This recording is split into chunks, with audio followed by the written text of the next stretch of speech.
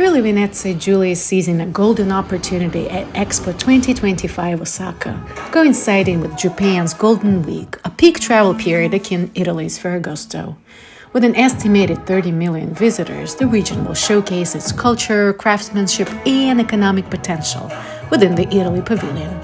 From historic artifacts to innovative business collaborations, Friuli Venezia Giulia aims to strengthen ties with Japan and Far East.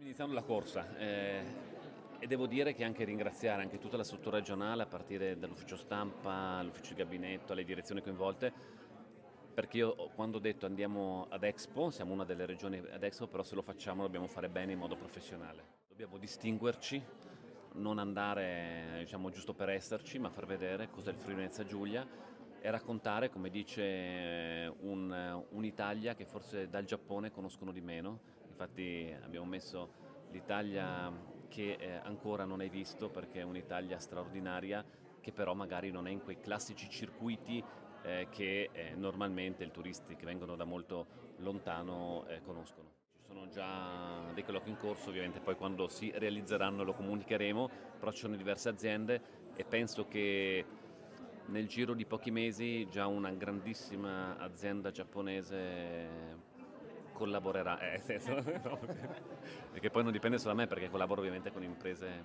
presenti sul territorio.